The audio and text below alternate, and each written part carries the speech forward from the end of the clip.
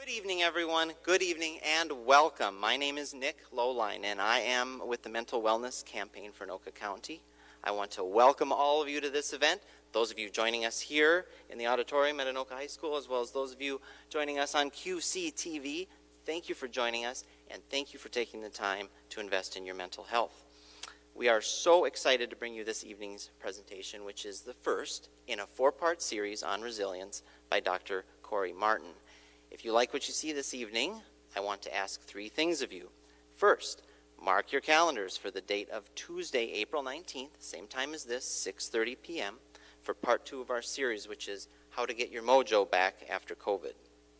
Secondly, mark your calendars for the morning of Saturday, June 4th. That's the date of our annual 5K Walk for Mental Wellness, and that is at Bunker Hills Regional Park. And thirdly, tell your family, tell your friends, colleagues, neighbors, help us spread the word about what you've experienced here tonight. So now to introduce our speaker. Corey Martin is a Yale-trained physician who is driven to change the delivery of healthcare and improve the mental and physical health of our communities. He is the founder of Innovations in Resilience and Bounce Travels. And their websites will be featured later in the presentation, and also we'll link them from the resources tab on our website, which is mwcac.org. Corey is a practicing physician, a former chief medical officer, Bush Fellow, and consultant to many healthcare and educational organizations in their response to burnout. Driven to do this work by the loss of 2 colleagues and friends, Corey strives to create an environment of opportunity in which all of us can do the deep, heartfelt work of changing the way we show up and interact in each other's lives. One of the ways he does this is by facilitating well-being retreats across the United States and throughout the world. He is both a certified Dare to Lead facilitator and Center for Courage and Renewal facilitator, and he facilitates workshops based on the work of Brene Brown and Parker Palmer. Corey lives in Buffalo, Minnesota with his wife and 3 daughters, and in his free time he enjoys working on his farm. We are so pleased to bring his message to Anoka County. Please join me in warmly welcoming Dr. Corey Martin. All right. Thanks, Nick. All right. Thank you, everybody. Excited and happy to be here tonight and talk about something I love dearly. And so if you've ever been to any of my talks before, you know they always start with this. And so if you haven't had time yet, I'm going to just give you another 30 seconds. I want you to pull out your cell phone, and I want you to do this, what it says up here. So pull out your cell phone. I want you to take it out, and I want you to text somebody and let them know how much they mean to you, how much you care about them, how much you love them. And I'm going to give you a few seconds just to do that. And then I'll tell you why we're doing that and why it's so important and how it helps us to treat our own burnout and prevent it in others. So I'll give you just a few seconds, and then I'll hop back in here.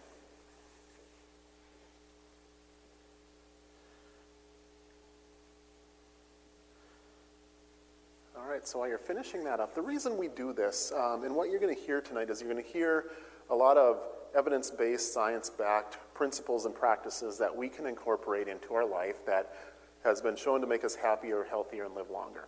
This is one of them. And so this was a study that was done about 10 years ago, and it was done out of Harvard. What they did is they went into big financial institutions, and they asked half the people in the institution to start their day as they sat down at their computer, to start their day, turning their computer on and sending an email of gratitude to somebody. And they had them do this for 3 work weeks, and then they asked them to stop.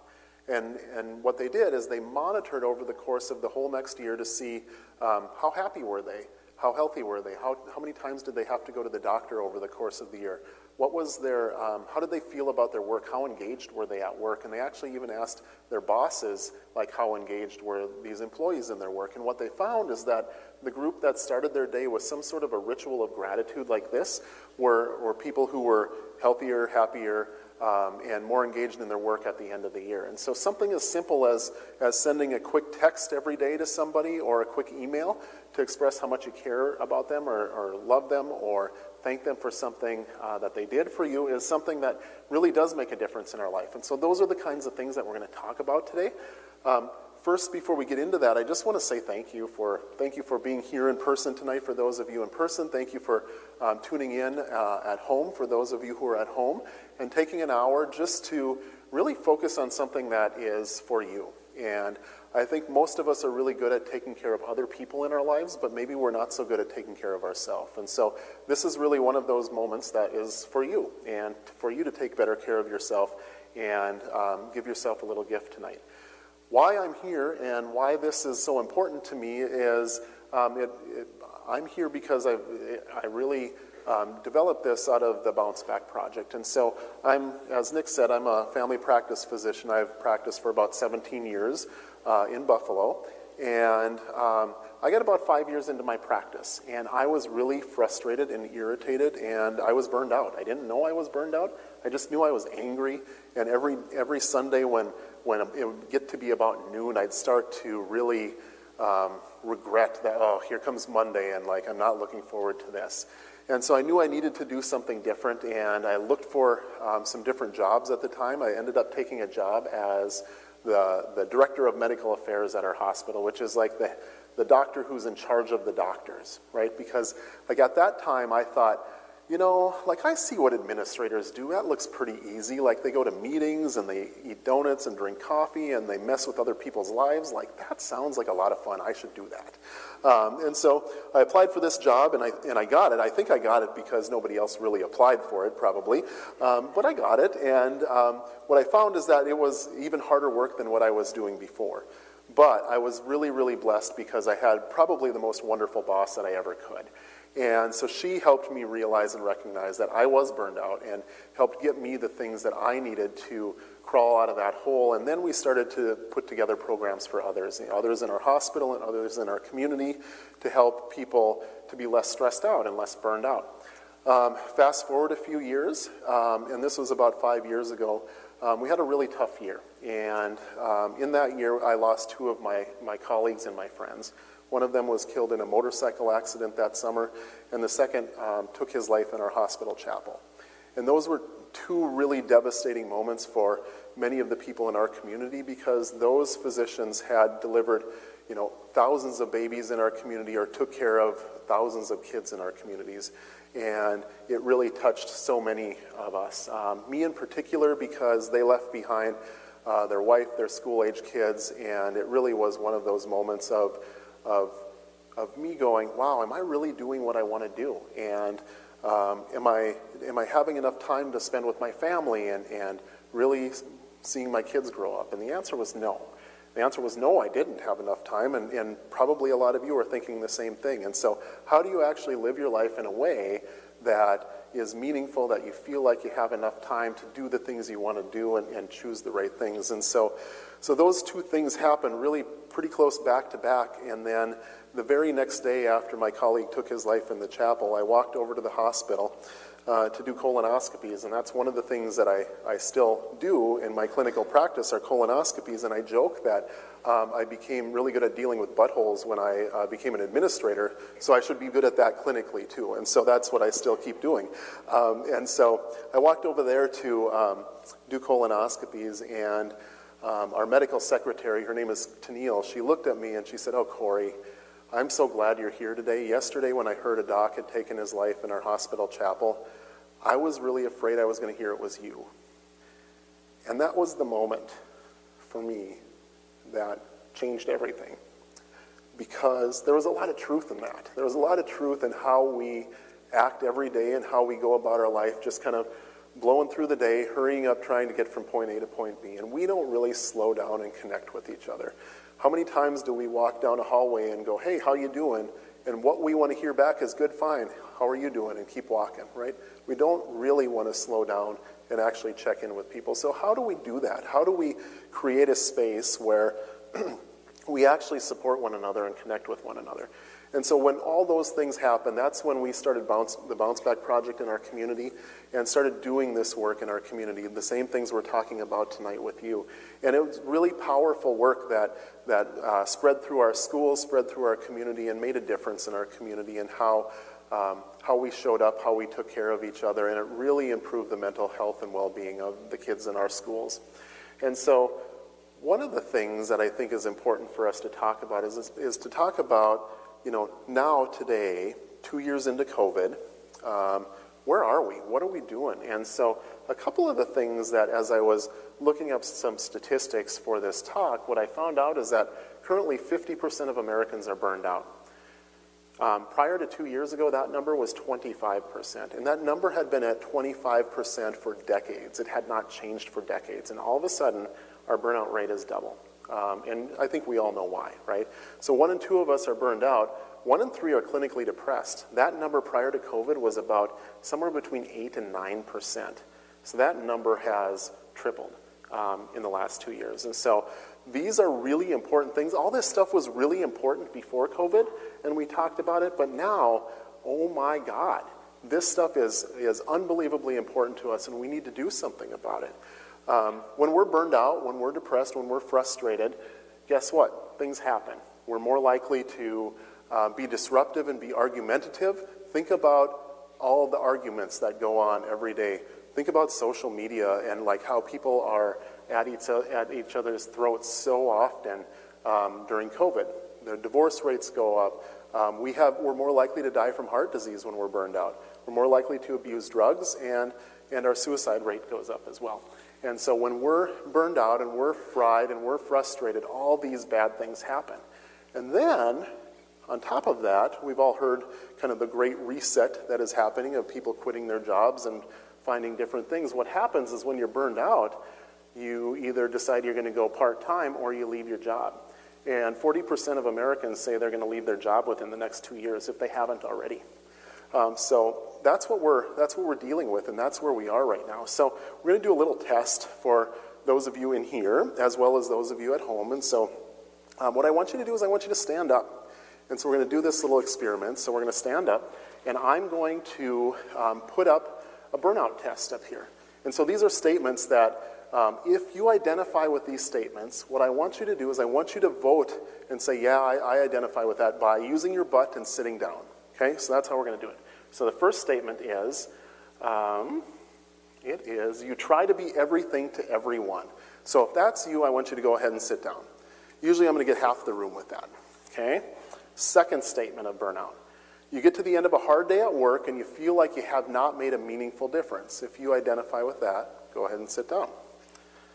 Third, you feel like the work you're doing is not recognized. If you identify with that, go ahead and sit down. I see some people up there standing up and sitting down a couple times because they identify with more than one of these things. You identify so strongly with work that you lack a reasonable balance between your work and your personal life. I'm sure I'm going to get a couple more with that. Good. Your job varies between monotony and chaos. So if you work in most any place, that's the way it is. Yep. So we've got a few stragglers standing up out there. You feel like you have little or no control over work.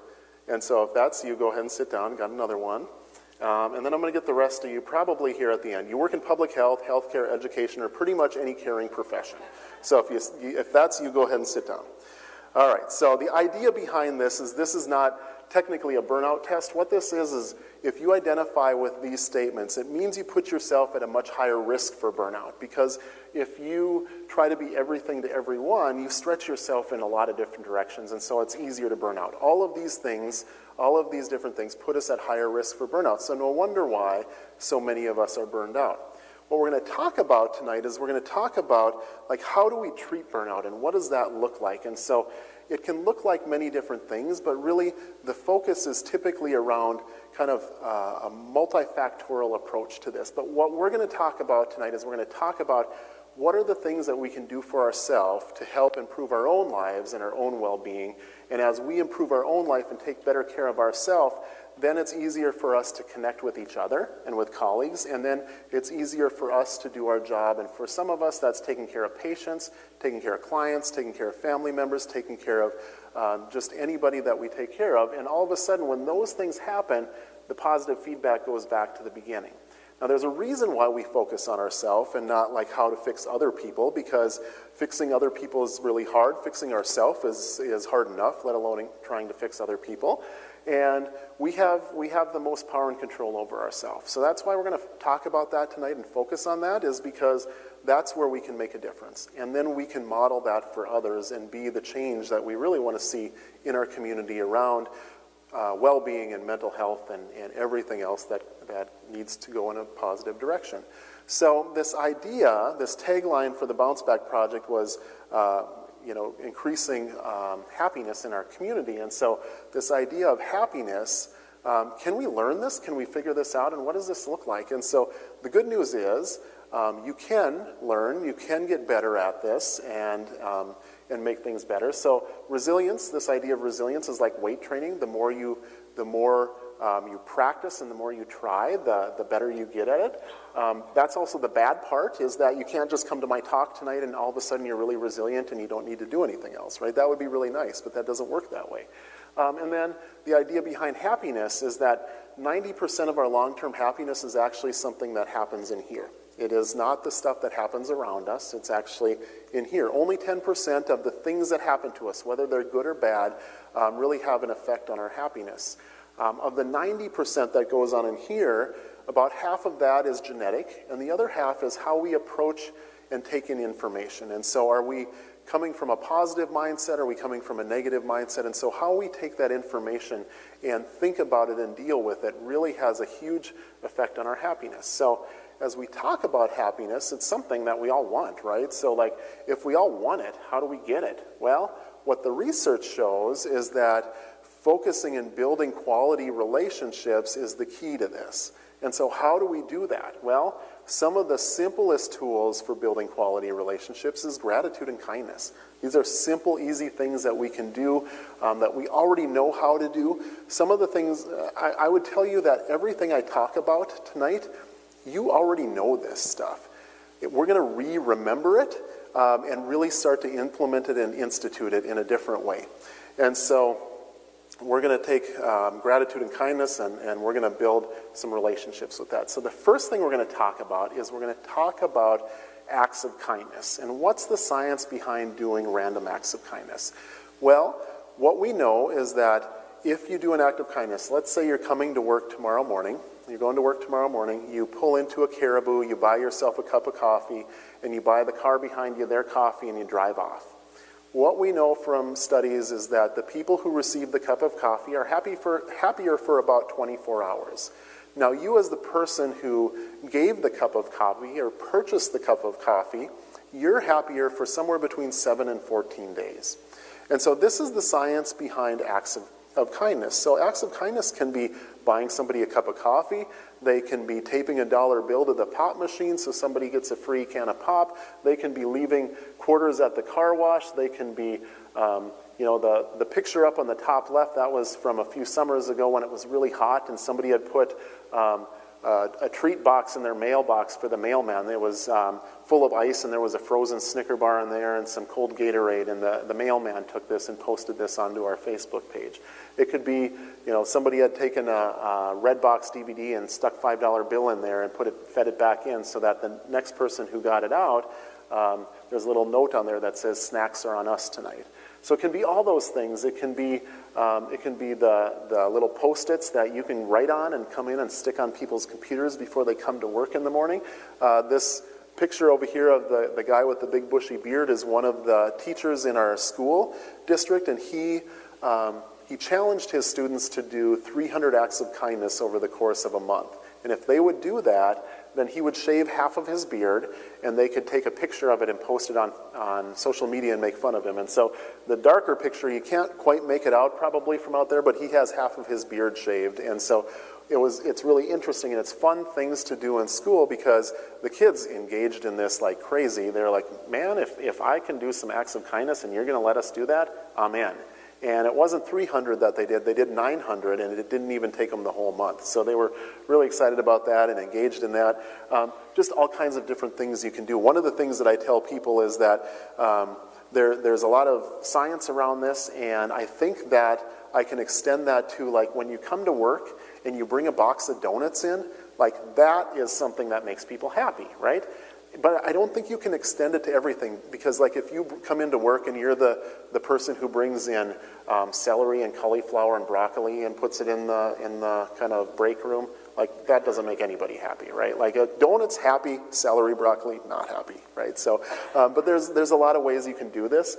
Here's another way that we've done it in our community in Buffalo.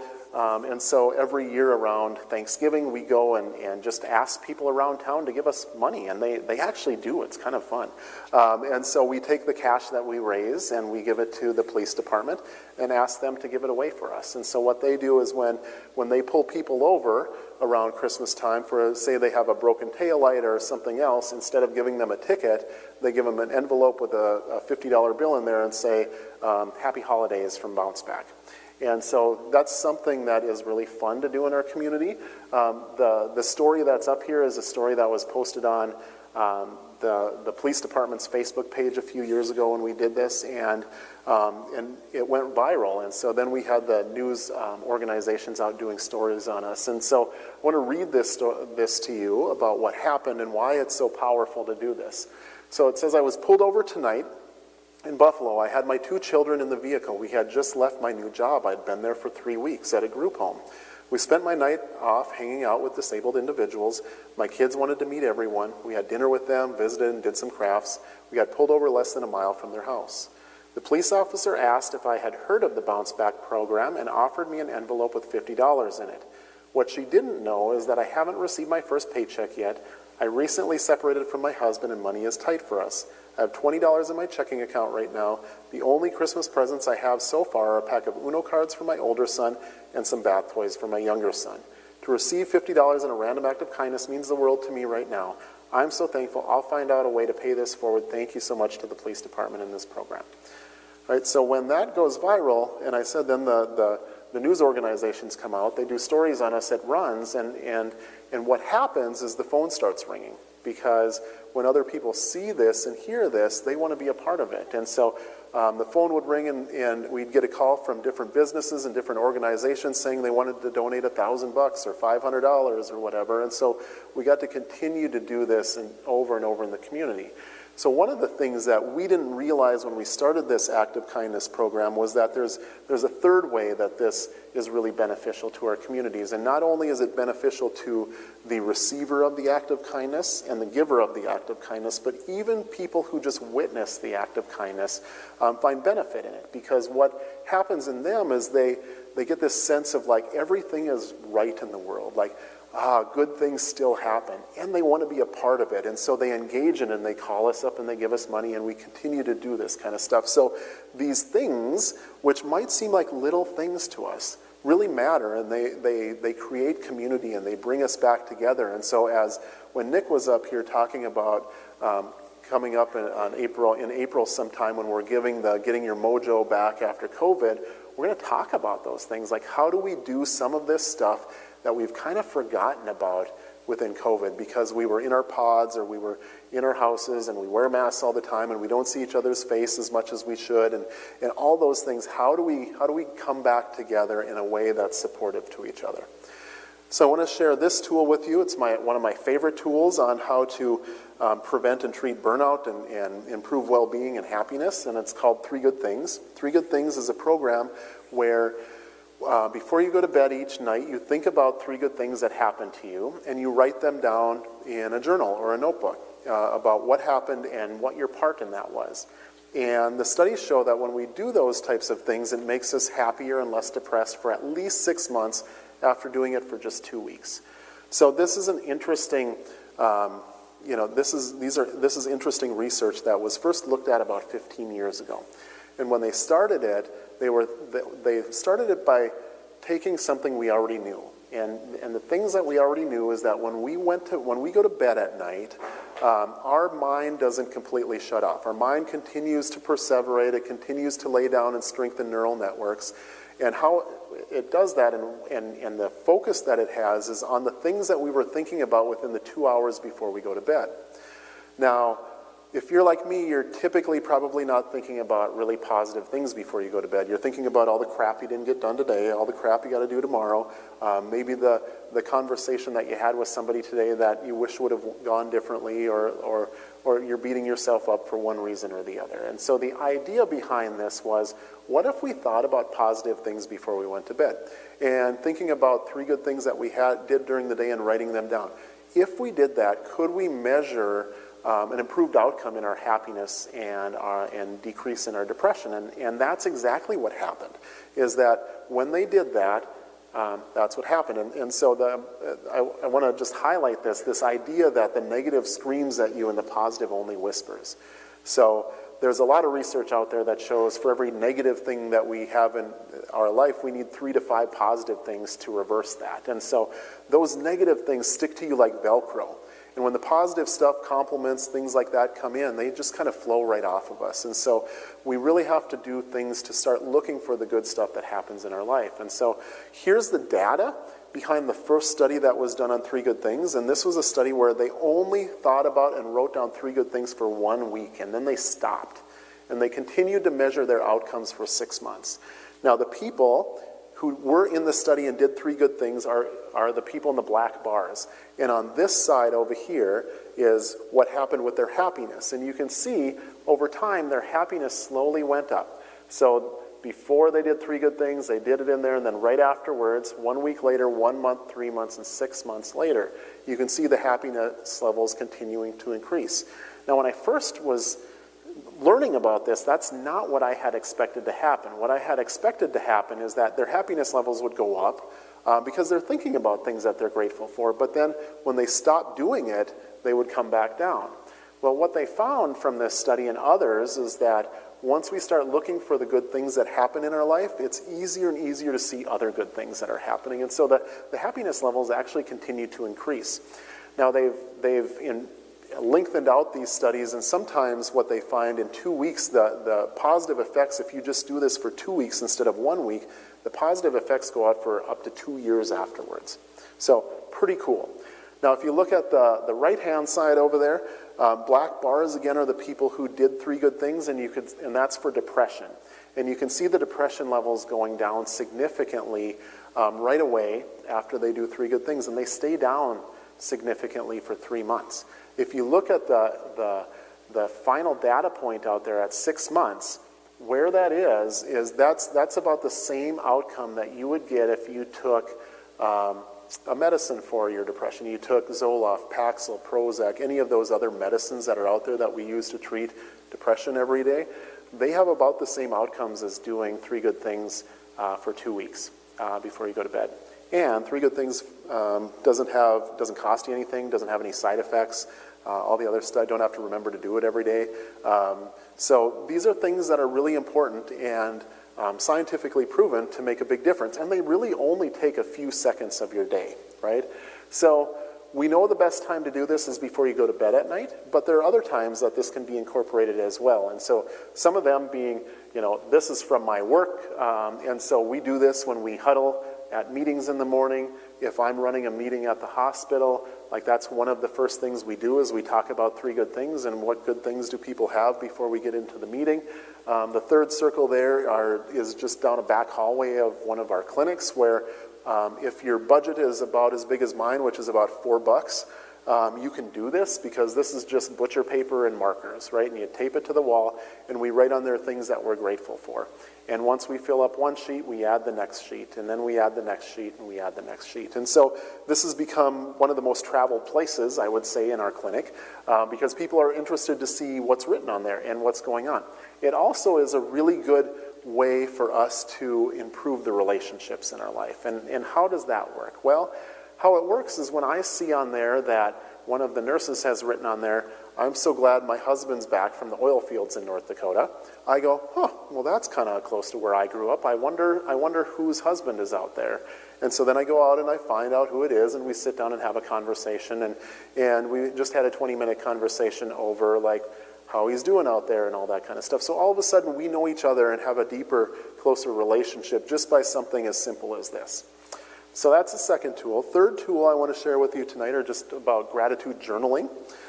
So this is the evolving science on this shows that probably even 1 to 2 days a week is the best to do this. So you don't have to do it every day. Don't even probably have to do it 3 to 4 times a day or times a week. If you just do it once or twice a week, it has sufficient evidence that it makes you happier and it makes you healthier. And so here's the data from this. The data shows that if you start a gratitude journal today and keep it for 6 months, slowly over time, you end up being about 10% happier. Now, if I plotted that against winning the lottery, so if you would win the lottery today, you would immediately be 12% happier, and then the happiness level comes down. The happiness level comes down is because when you win the lottery, all your weird relatives come out of the woodwork, and they ask you for money, and they want you to do things for them, and so the happiness levels do go down. But as you can see, that inflection point at 3 months, if you start a gratitude journal today, in 3 months you'll be just as happy as if you won the lottery today. So you're welcome, right? Like, turns out coming to this thing tonight or tuning in on TV is better than winning the lottery, so you don't even have to look at your lotto tickets tonight and check the numbers out. You're better than that. And then finally, I want to share the fourth tool. This is my favorite tool.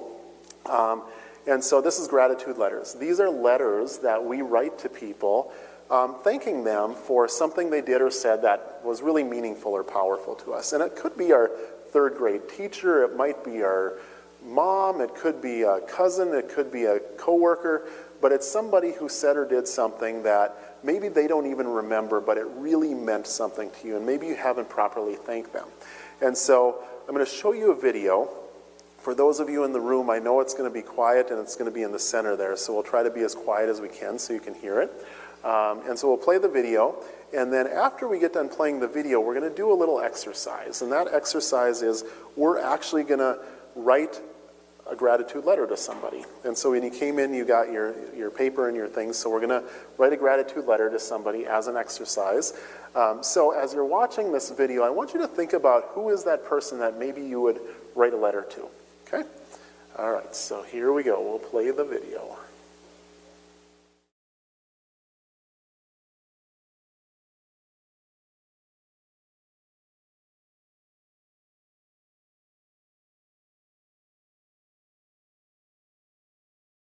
And so that's a good place to find this. And so, but you get this idea. You get the idea of how important it is to write gratitude letters and how powerful they can be. So we're going to take a few minutes now, and I want you both in the room and at home, if you have a pen and a piece of paper, to take the next, we're going to take the next probably 3 to 4 minutes. And that won't be enough for you to complete your whole gratitude letter, but it will be enough for you to get started.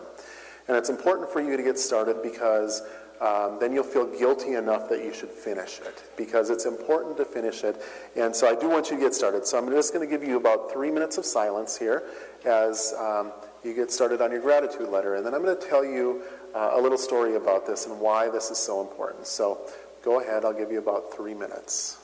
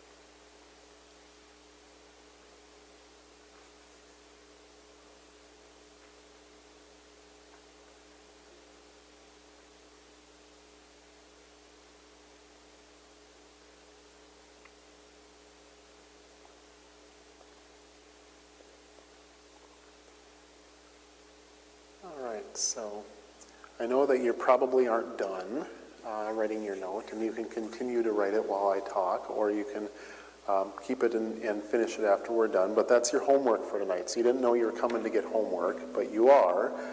Your homework for tonight is to finish this letter and then choose the way that you want to send it. Either put it in the mail and send it to this person. Better yet, as you heard in the video, is to call them up and read the letter to them, or even better than that is to do it face-to-face. And so these are powerful, powerful things. And they're important things that we tell people that we care about and how much they mean to us, because they probably don't know that, right? And so when we share these things create a much stronger relationship and bonding between us. I want to tell you a story about one of these that I wrote a few years ago. One of these letters I wrote to my grandmother, who's in this picture with my daughters. And I have many, many fond memories of visiting my grandparents' farm just about every weekend as I grew up. And I have a lot of positive memories about that, but for a lot of Family Feud type reasons, for probably 10 to 15 years, we didn't really talk to each other at all, because there was just a lot of family strife and grief going on. And so I decided a couple of years ago that I wanted to write my grandmother one of these gratitude letters. And so, just like you guys did tonight, I sat down and I started writing. And I reflected on some of the positive times that I could remember as a kid growing up and being on my grandparents' farm. I reflected on how when my mom comes to visit and how she interacts with my kids, it reminds me of my grandmother many times. And so I wrote this, and I put it in the envelope and I mailed it. And I know, like, I'd probably be happier if I called or whatever, but our relationship at that time wasn't like that. And so I thought maybe if I mailed this letter, maybe I'd get a letter back. Maybe my grandma would call me back. Maybe we could open up some communication again. And I sent it, and I waited, and I waited, and I waited. And after a few months, I kind of realized I probably wasn't going to get a letter back. And somehow I was okay with that. I was okay in knowing that at least I got to say the things I wanted to say to her, so I wasn't saying those at her funeral and she was never going to be able to hear them. So I at least knew that she heard them. Fast forward a couple months after this, my grandpa passed away. And my mom went to visit my grandma, who she also had not seen for a couple of years because of the same stuff. And so when she knocked on my grandma's door and my grandma came to the door and she opened it, the first thing my grandma said to my mom was, "Oh my gosh, Cheryl, I need to show you this letter that Corey sent me." It came on a day when I needed it the most, and I read it just about every day. And my mom went in the house, and my grandma went to look for it, and initially she couldn't find it because, like, literally you can't find anything in her house, because that's a whole other lecture I'll give someday on hoarding. But she went into her house and she couldn't find it initially, and then after a while she called to my mom. My grandma was in her bedroom, and she called to my mom and said, Cheryl, come in here, I found it." And when my mom walked into my grandma's bedroom, there she was sitting on the bed, and she had this little wicker basket thing with a cover on it, and she had the cover open, and she looked up at my mom and she said, "I remember I put it in here because I wanted to keep it forever." And in that little basket was my letter and two letters from her parents from 60 years ago. And I tell you that story tonight, not because I need to be up here emotional and weepy. I tell you that story because these little things that we do matter, and they make a difference, and they change people's lives, right?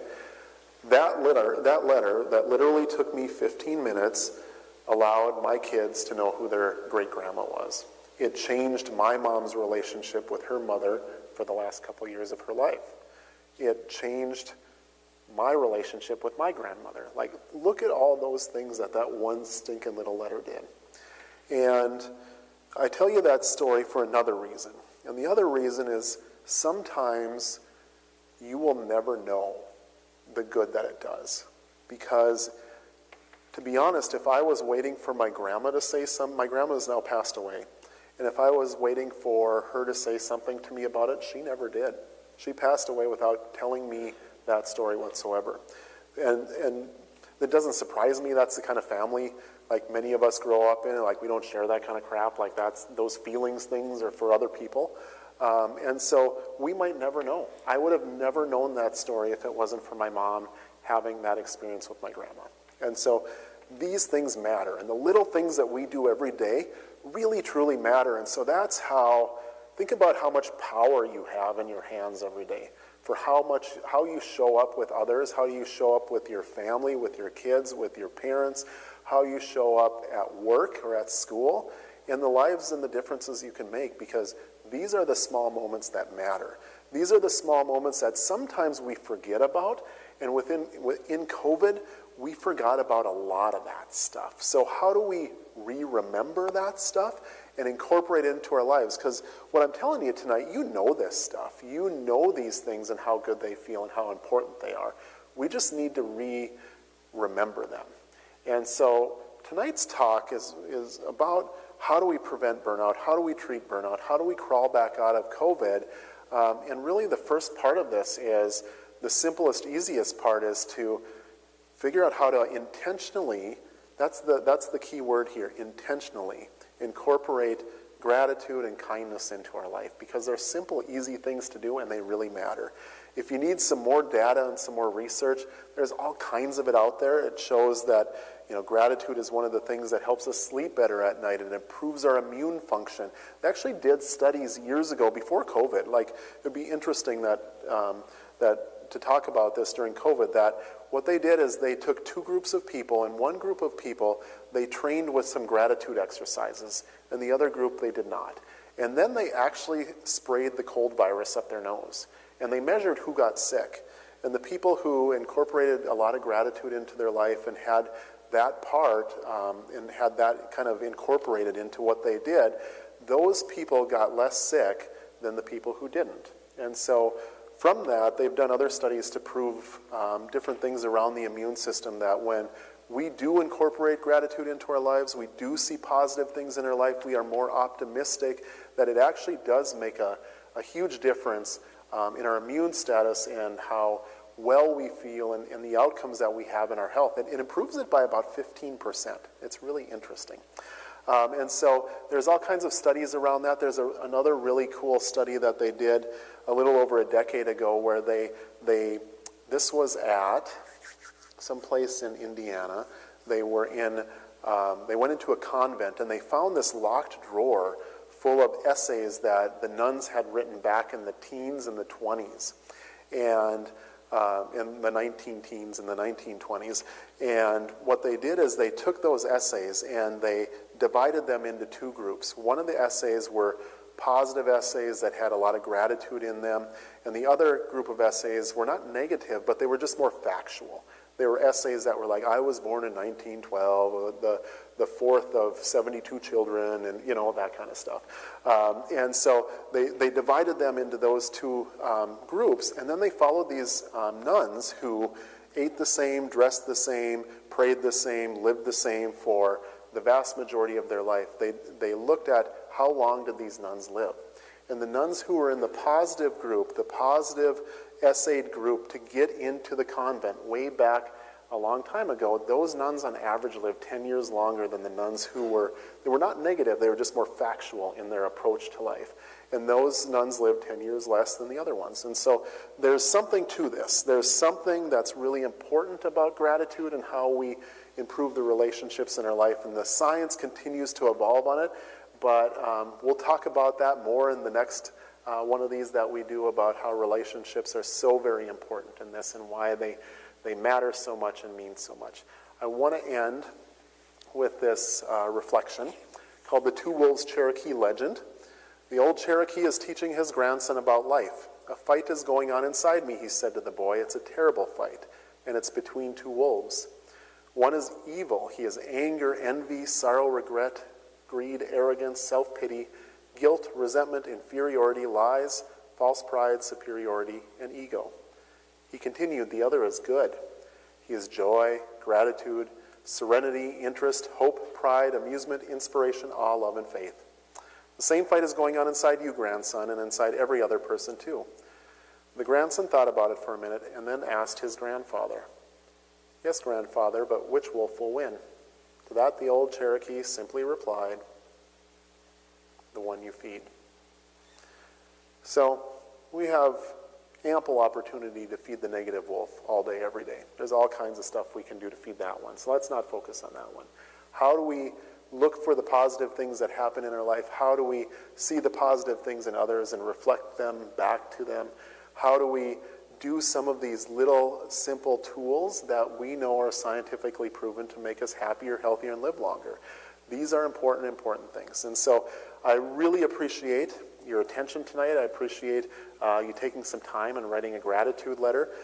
If there are other things that you want to talk about, look into, check into, there's a whole bunch of well-being resources on my website, Innovations in Resilience. If you have your phone, you can just use the QR code. One of the things that we got really good at in COVID, right, is figuring out how to use our phone for a QR code. So I think we all know how to do this now, right? Because if anybody went to a restaurant, you had to do this. Just really appreciate your time, your attention, and hope to see you next time around. So thank you, everybody.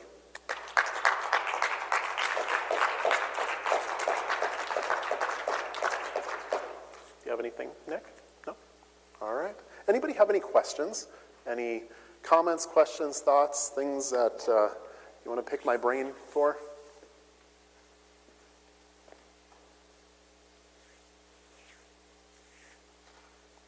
All right. Corey, I have one. Yeah.